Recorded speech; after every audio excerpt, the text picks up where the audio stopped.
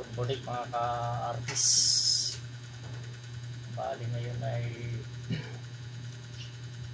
itutuloy ko yung aking hinihinang na 3D stainless leather. Ito. Malaki ito, letter C. Ayan. Ito yung harap. Ayan. Marami ko ka-artist. Bali 4 na lang itong natitira na ito. Nahilang ko na yung iba. Ayan. Kinat ko lang yan ng manual mga ka-artist. Ito yung mga panggilid. Ito yung mga panggilid niya. Ayan. Ito.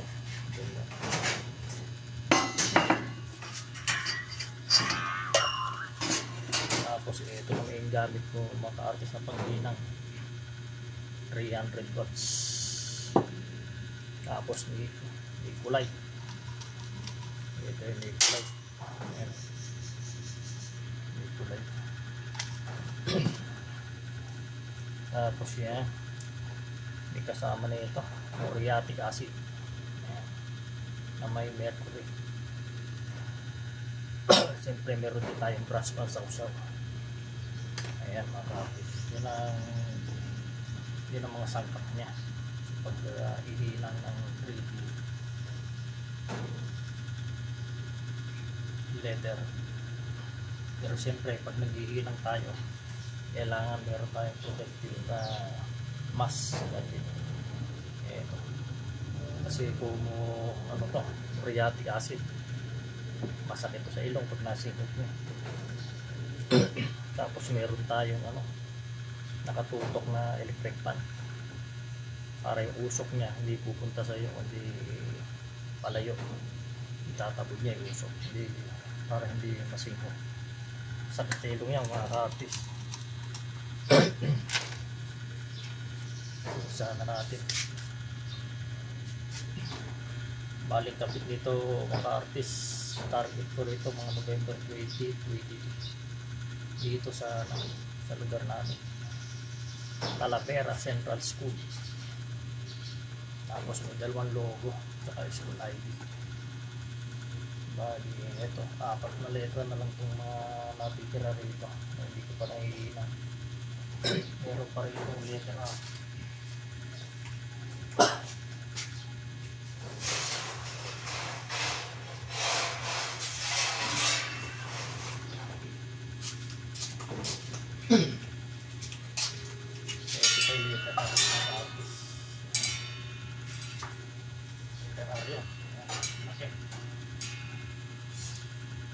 Kupit ang itakas nito ang letter na ito.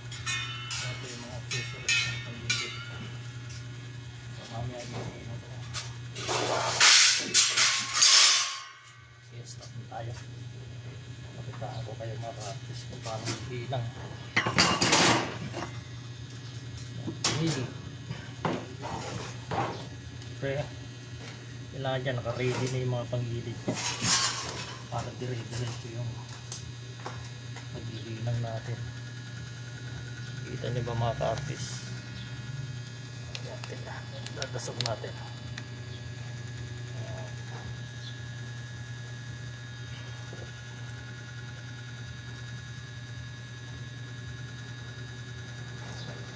Yan lang yan mga ka-artist.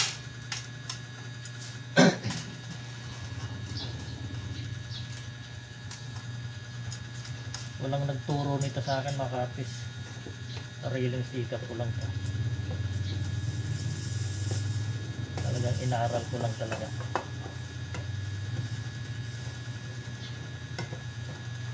Wala kasi matutunan natin ito yung mga ganito.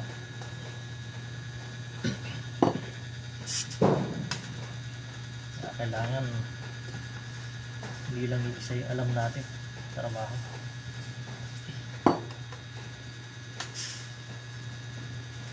Marami tayong alam. Kung wala man yung isa, mayroon pa rin tayong ibang nalalaman.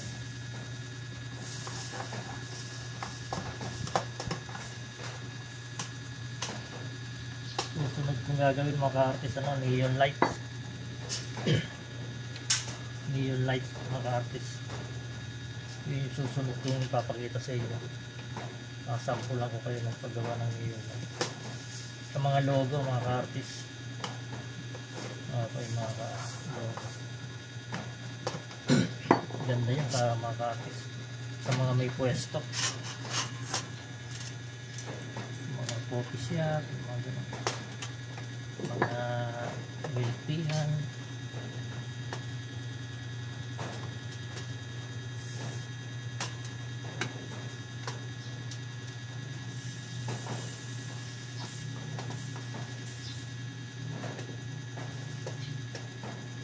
Ayan mga ka-artist.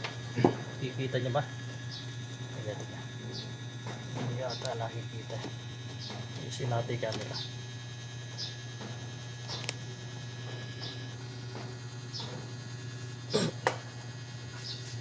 Isin natin yung camera. Saglit lang mga ka-artist.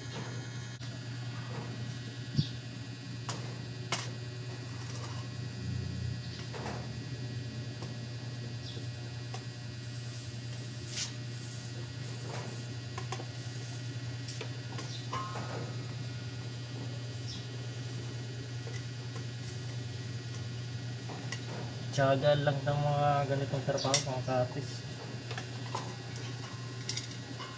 Kailangan matyaga ka. Medyo delikado rin kasi mga ka-artist. Lalo na yung pagkakat ng letra. Kaya gamit natin cutting disc, grinder. So ano naman natin na yung grinder, pinakadelikadong tools na gamitin. Isang tayo magkamali dyan, putol ang mga daliri natin. Kaya sa mga gumagamit ng mga cutting disc, sa mga grinder, ingat po tayo. Magaling magsuot ng mga protective goggles para protection din sa mata. Ako nga may salamin na, pero minsan natatalsikan pa rin ng mga debris yung mata ko. Nakasalamin na ako nun. Paano pa kung wala?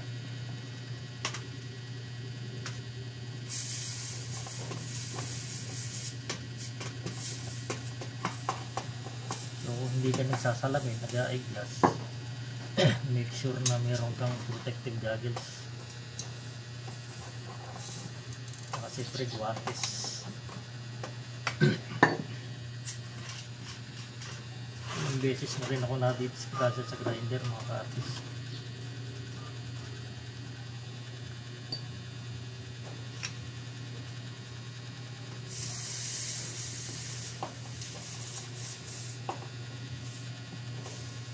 Yan o, ganyan o. Kailangan mainit na yung panghinan mo para maganda yung isaw. Susunod mo lang yung ano niya, yung panggilid mo, susunod mo lang yung food card at siguraduhin mo hindi lagpas-lagpas yung gilid. Kailangan sakto lang siya kasi kaya rin yung mga ka-artist, hahasain pa natin yung gilid niya para makinis, para walang sabit-sabit. Ito mga ka-artist, itong Nicolite na ito, hindi mo malulusaw ng maganda at mapapadikit kung wala ka nito.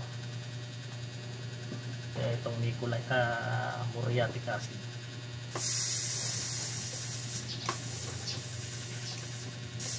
Yan ang nagpapaganda ng lusaw dyan mga ka-artist.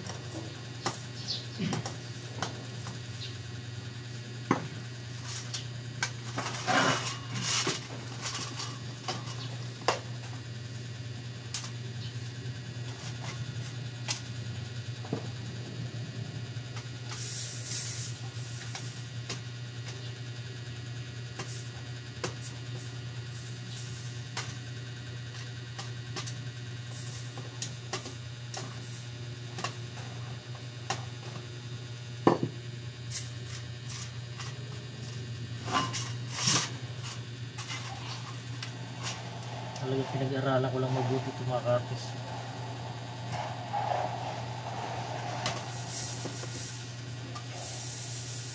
Talagang linya mo itong ganitong trabaho, madali mo naman siyang matututunan.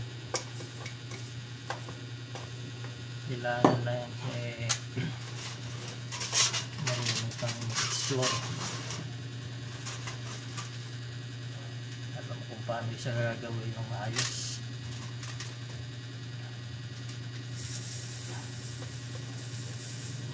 Mula nung natutunan ko ito mga ka-artist, medyo yun, tama naman naman kasi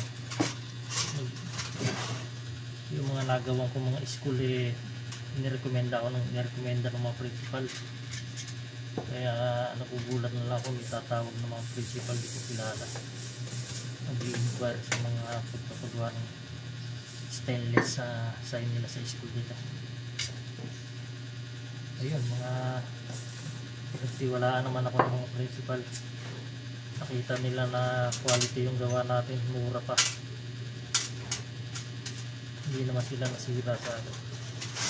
Ganun lang mga ka-artist. Saka siyempre importante dyan, bibigyan mo sila ng mga freebies para matuwa naman sa atin, diba? Pag natuwa siyempre yung mga principal o kung sino man mga nagpapagawa ng barangay hall, siyempre pag natuwa sila, nare-recommenda nila tayo, diba? Ganun yung nangyari kasi sa atin. Dito mga mag-i-inquire ng mga principal, hindi ko kilala, nirekomenda lang pala ako ng dati kong ginawa ng principal na school. Shout out sa mga mababait na principal na na-appreciate yung mga ginawa ko sa kanila, nirekomenda nila ako sa iba. Shout out po sa inyo, marami po kayo, hindi ko na po kayo isa-isahin, alam nyo na po yan. Salamat po, marami. So sa mga nagnanais pa dyan na mga school na wala pang mga stainless sign, so kontakin lang po ako, Kuya Ray ng La Torre.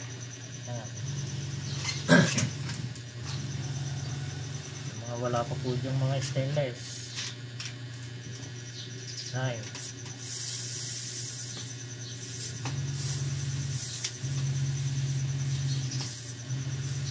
kaya meron po akong bukas may kakabit akong sa isang school, Matindig Elementary School. Kuya po yun, kuya po, ABC. So bukas po naka-schedule ko ikabit. Tapos by next week siguro, ito namang Talavera Central School, ito ng aking ikakabit.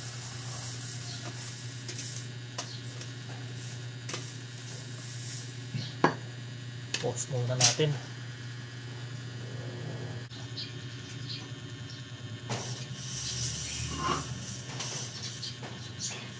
Lapit na. So guys, mayari kong mahina. Dito si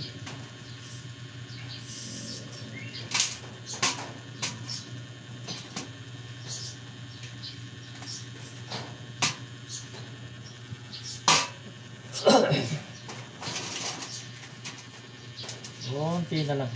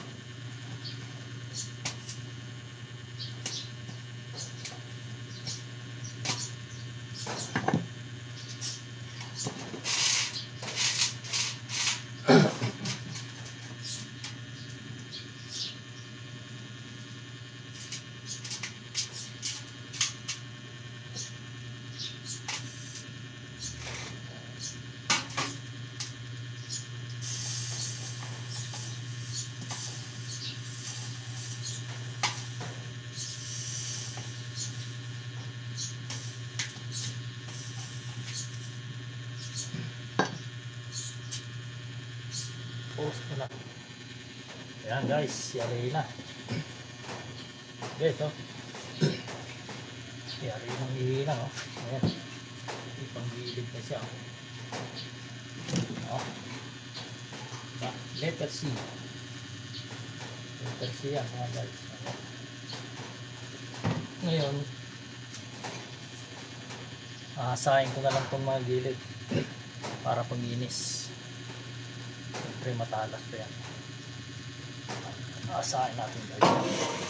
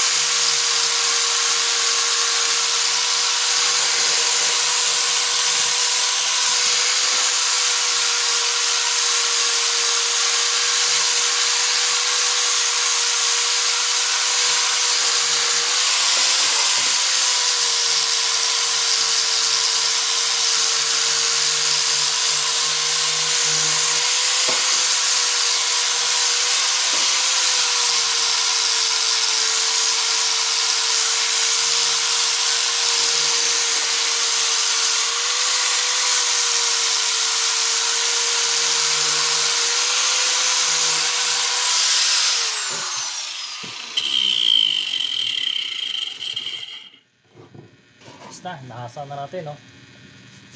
Okay na yung mga gilid, oh. Wala nang talim-talim. Yan. Ganyan lang guys yan, oh. Pagkatapos nito guys, bababad natin dun sa malaki kong banyera tubig na mayroong sabon. Mga 3 days ang nakababad para itong mga papel na ito ay pusa siya mababakbak, madaling bakbakin. Okay. Saka para hindi siya agad galawangin, yung magkaroon ng parang mancha. Ayan. Para pag binaping madaling kumintap pag nakababad sa tubig ng sabon. Ayan. Bababad pa natin yan ng 3 araw. Tapos after mabaping ay makintab na siya. Kukuha tayo ng sample natin. Pakita ko sa inyo yung finish. Yung finish natin. Tapos ito bababad muna natin ito dito. Ito guys yung babara natin. Ayan o. Ayan o. May sabon yan guys. Meron yung sabon. Ayan. Natin na ganyan. Kasi yung mga pinag-ano ng yung muriatic acid. Yan, nagkukos ng ano. Parang mancha niya. Hindi naman siya totally kalawang. Parang mancha lang siya. So kailangan siya mababad sa tubig para hindi siya parang kalakalawang na may mancha. Yan ang mababad natin siya. O yan guys, yung kakabit ko bukas oh. Yan ang logo, dalawa. Yung kakabit ko bukas. Tapos guys, after yan na may bapping, ganito yung kalalabasan yan guys. Ayan na oh. Makita nyo, kintab na siya. Yan, nakabapping na yan. Ready to install na yan. Ayan oh. Tapos na yan, nakabapping. Final na yan, kakabit na lang yan. Kasama yan guys yan, nung ginawa ko na yan. Ayan o, marami yan guys o. Ayan o, 27 letters with school ID. Yan. Tsaka dalawang malaking logo. May dalawang logo pa itong kasama guys eh. 3 feet diameter ng bawat isang logo. So medyo malaki talaga siya. Kaya lang hindi ko pa siya nakakat. Ayan, meron pa ako ditong kakabit pa rin sa bataan. Baka itong katapusan pa ito maikabit. Medyo malayo-layo. Okay. Thank you guys. Thank you. Sana pakishare nyo lang po ito. Share. Thank you.